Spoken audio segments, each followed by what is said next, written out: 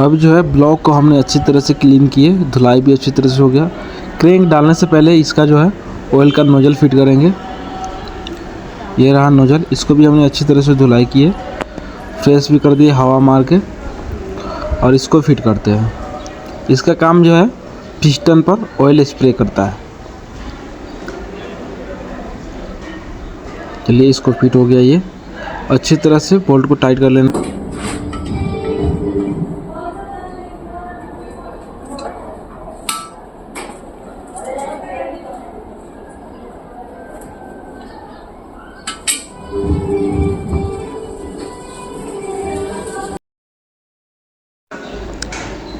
ये जो है मेन बेरिंग क्रैंक शाफ्ट की, और इसका जो ये कट दिख रहा है ना निकला हुआ, ये यहाँ पर इसको ध्यान से फिट करना है लगा के।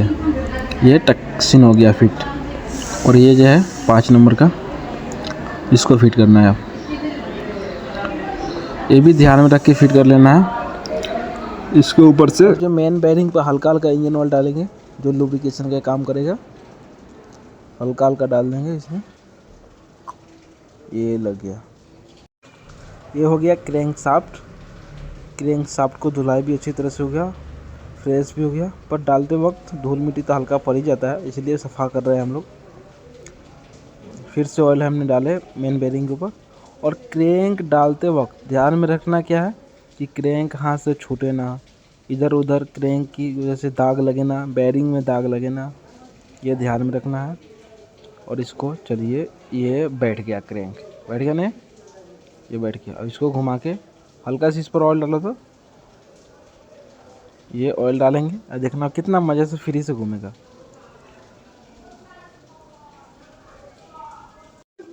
दिख रहा है ना, ये घूम रहा है कितने अच्छी तरह से। ये देखिए पूरे घूम रहा है। अभी जो है क्रैंक शाफ्ट की ये थ्रस्ट वॉशर है, और इसको हम इस तरह से फिट करेंगे, हल्का इसमें लगाएंगे, और देखिए कितने आसान तरीके से ये चल जाएगा अंदर। ये अंदर चल गया, हल्का सा बाहर है, और एक इधर का हो गया ना। हल्का क्रैंक घुमाने से ये अंदर चल जाएगा। चलिए क्रैंक घुमाया हमने अभी, और क्रैंक घुमाया तो अंदर चल गया। ये देख सकते हैं, ये थ्रस्ट वॉशर अंदर फिट हो गया, अपने जगह में चल गया। और ये जो है इसका जो मेन बेरिंग का ऊपर का जो कप होता है, जो इसमें ऊपर लगता है थ्रस्ट वॉशर 2, तो इसमें भी ध्यान से इस तरह से लगाना है। इसको भी अच्छे तरह से फिट कर देना है। ये हमने लगाया और इसको टक, ये बैठ गया। हल्का सा हाथ से मारेंगे इस तरह से, और इसका जो बोल्ट है उसे फंसा देंगे, यानी कसेंगे, हल्का कसेंगे। और जितने भी कप है मेन बेरिंग का, वो कप को, यानी कप या पाला बोल सकते हैं, इसको एक एक सीरियल नंबर से, और इसका जो ऑयल का कट रहता है ना, कट ध्यान से देखना है। और टाइमिंग की तरफ इसमें मार्कर दिया रहता है, वो टाइमिंग की तरफ मार्कर रखना है।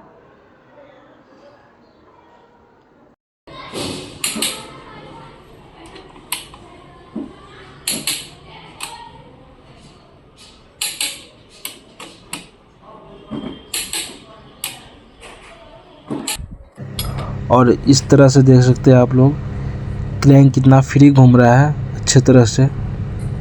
इतना फ्री घूमना चाहिए क्रैंक। और हमने यहाँ पिस्टन में रिंग भी फंसा दी है, और पिस्टन का रिंग का कट किधर होना चाहिए ये ध्यान में रखना है, उसके बाद पिस्टन ठोकना है। तो देख सकते हैं अभी टॉप रिंग का कट और ऑयल रिंग का कट हमने एग्जॉस्ट की तरफ रखे हैं, और कंप्रेसर रिंग का कट नीचे उसके है। और ये ध्यान में रखना है कि पिस्टन का रिंग घूमे ना, और पिस्टन का रिंग जैसे हम पिस्टन सेंटर में मिला के ठोकते हैं पिस्टन, तो पिस्टन के साथ रिंग ना घूमे, पिस्टन सहित ये पुलर सहित घूमना चाहिए।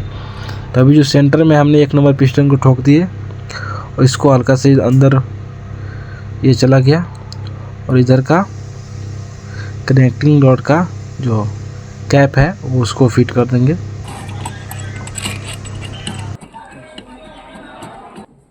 अभी जो हमने 1 और 4 का पिस्टन को ठोक दिए, यानी फिटिंग हो गया पिस्टन, और यहाँ पर 2 और 3 का बाकी है। तभी जो हम रिंग के ऊपर से ऑयल डाल रहे हैं, और रिंग को, इसका जो कट है रिंग का कट मिला लेना है, उसके बाद में पिस्टन को एक झटके में, चलिए अंदर आ गया, ये आ गया अंदर। चलो खींचो भाई खींचो उधर से। चलो हमने इधर से ठेल दिया, आ जाएगा और यहाँ पर आ जाएगा। और इसका पीछे का जो है कनेक्टिंग का कैप, उसको अब फिट करना है। और ये रहा 3 नंबर का पिस्टन। और पिस्टन आप डालते वक्त ध्यान दीजिएगा अच्छे से, जो इसका कट का, ऑयल का, रिंग का, सब का जो रिंग सब का ध्यान पर अच्छे से ध्यान देकर पिस्टन को फिट कीजिएगा, नहीं तो बैक कंप्रेसर और वाइट स्मोक का समस्या आ सकता है। और इस पर फिर हमने ऑयल यूज किए और रिंग को इसको कंडीशन में ले आएंगे, जहाँ रखना है नीचे कंप्रेसर रिंग का, रिंग कट जो है उसको नीचे रखना है। और टॉप रिंग और ऑयल रिंग का कट एग्जॉस्ट साइड रखना है, दोनों सेम। और इसको हल्का हल्का ठोक देंगे इस तरह से। और रिंग नहीं घूमना चाहिए, रिंग घूम गया तो गड़बड़ा जाएगा भाई काम। चलिए इसको निकाल देते हैं। फिर उसके बाद हल्का हल्का इसको सेंटर में ले आना है, हल्का घुमा के। हाँ, इस तरह से सेंटर में हम करेंगे घुमा के।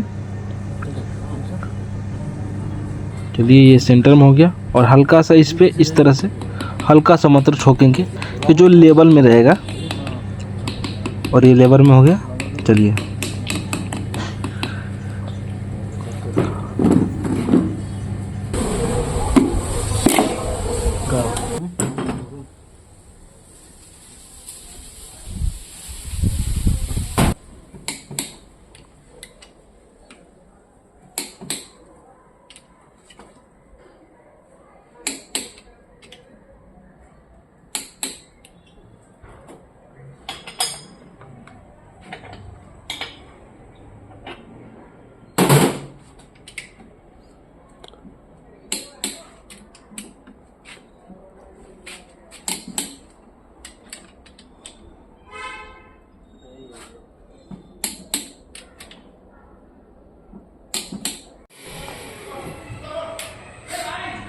अभी जो है हमने चेम्बर, फ्लाई व्हील सब इसको फिट कर दिए। और जो है ये जो है इसे बोलते हैं हेड गैस्केट, ये भी ध्यान में रख के फिट करना है। अगर ध्यान में रख के नहीं फिटेगा तो गाड़ी की इंजन सक्सेस नहीं होगा। इसको लगा दिए हेड गैस्केट के। और ये रहा हेड, ये जो है हेड, इसको इस तरह से हल्का पोंछेंगे। धुलाई तो देख ही सकते हैं कितना अच्छी तरह से हुआ है, चमक रहा है हेड। और इसको, इसका जो मक्खी है ना वो बैठाना है, उसमें 2 मक्खी है उसमें। चलिए हेड बैठ गया, बैठ गया भाई, बैठ गया, एक ही बार में बैठ गया। ये हल्का इधर, चलिए बैठ।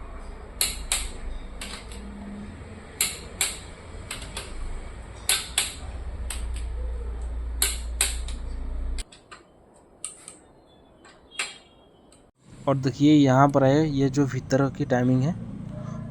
और ये देखिए 4 और 4, 2 के बीच में 4 है, ये 4 ये बीच में है, ये इसमें हो गया टाइमिंग इसका, सही है। और ये इधर है 5 5 और उधर ऑयल पंप का टाइमिंग हो गया। ये 3 ध्यान में रख के फिटिंग करना। इसका बैलेंसर रड है ना यार, पहले से किसी ने चोरी कर लिया, बैलेंसर रड नहीं मिला।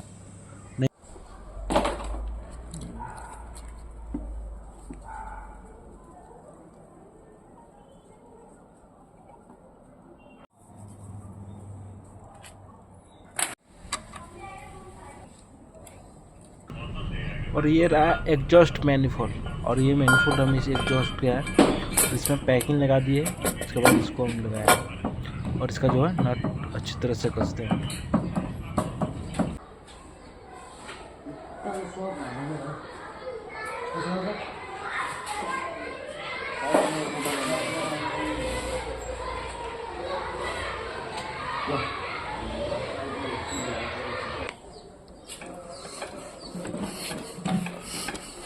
अभी जो है हमने इंजन को घुमाया 2-3 राउंड, तो ऑयल इतना बाहर आ गया, यानी ऑयल पंप अच्छा है। हमने इसका पुराना ही ऑयल पंप इसमें यूज़ किया है। आइए जान जाते हैं इसका फिर इंजन टाइमिंग के बारे में। क्रैंक के नीचे का जो टाइमिंग रहता है, इसमें चिन्हा दिया रहता है एक हल्का कट, वो आपको लगाना है। अभी घुमाते हैं 2-3 राउंड। ये हो गया क्रैंक की टाइमिंग, देख सकते हैं आप लोग यहाँ पर कट और ये लोग गया टाइमिंग कवर में। और यहाँ पर पंप का हो गया टाइमिंग, देख सकते हैं कट। और यहाँ पर कैम शाफ्ट की, ये तीनों टाइमिंग करेक्ट रहना चाहिए तब इंजन सक्सेस होगा, नहीं तो स्टार्ट करते हुए भेल सेल सब फुटा देगा। अभी जो है हम इसका नोजल फिट कर रहे हैं। और नोजल फिट करते वक्त क्या ध्यान में रखना चाहिए, जब भी नोजल फिट करें गाड़ी का तो नोजल में देखिए छोटा सा वाशर होता है, कोई में ओरिंग रहता है, तो ओरिंग और वाशर ध्यान में रख के फिट कीजिएगा। देखिए कि ओरिंग के बिना आप फिट कर रहे हैं या ओरिंग उसमें है, ओरिंग है तो अच्छा है, ओरिंग नहीं है तो ओरिंग डालिए उसके बाद फिट कीजिए।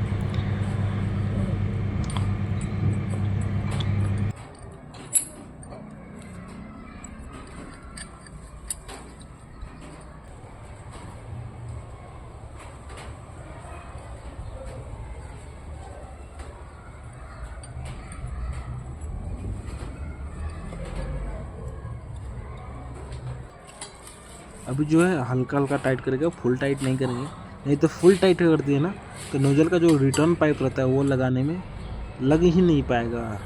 ये जो है रिटर्न पाइप अगर फुल टाइट कर दो तो लगता नहीं है, इसीलिए हल्का हल्का इधर एडजस्ट करके इसको लगाना है। और इस पर फिट करते हुए ध्यान देना इसका वाशर, अगर वाशर कटा हुआ है, अभी तो हमने इसमें न्यू वाशर डाल रहे हैं, अगर वाशर कटा हुआ था तो इसमें प्रॉब्लम ये आता कि इसका जो ऑयल जो है डीजल जो लीकेज होकर इंजन के अंदर चल जाता, इसलिए ध्यान देना इसका वाशर लीक ना हो। अभी जो हमने टाइपिट कवर को लगा दिए, इसका बोल्ट लगाएंगे और टाइपिट कवर को इतना कसना है तो अच्छा रहे, उसका लिमिट होता है, लिमिट में कसना, नहीं तो अगर लिमिट में नहीं कसे तो टाइपिट कवर क्या होता है क्रैक हो जाता है। अब जो है इंजन को इसकी जगह पर फिट करना है, यानी गाड़ी के अंदर फिट करना है। अभी जो आप लोग देख सकते हैं यही जो है टोयोटा हाइलक्स 1KD, इसका यही जो इंजन के काम हमने किए हैं। और इसका जो वायरिंग हमको मिलाना है इधर उधर पड़ा हुआ है, दिख रहा है ना, इसका जो वायरिंग का रास्ता है ना वो सही मिलाना है, किस कौन सी वायर किस साइड से जाएगा वो मिलाना है हमको। क्या लग रहा है भाई लोग देखकर गाड़ी के कंडीशन, इंजन स्टार्ट होगा या नहीं होगा, देख सकते हैं आप लोग, लाइट तो सभी दिखा ही रहा है।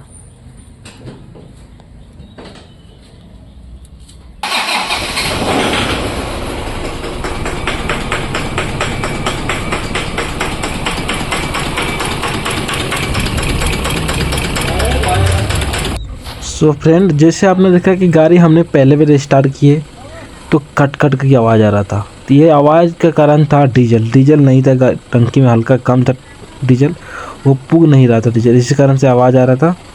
और ये जो है उसके अगले दिन की वजह से अगले दिन का ये वीडियो हमने शूट किए हैं गाड़ी को रनिंग में, यानी इंजन स्टार्ट करके गाड़ी को 6 घंटे हमने इसको रखे थे, लगातार 6 घंटा गाड़ी चला। उसके बाद जो इसका साउंड ही चेंज हो गया, आप साउंड सुन सकते हैं कैसा अभी गाड़ी का साउंड, अभी जो काफ़ी अच्छा साउंड है गाड़ी का इंजन का।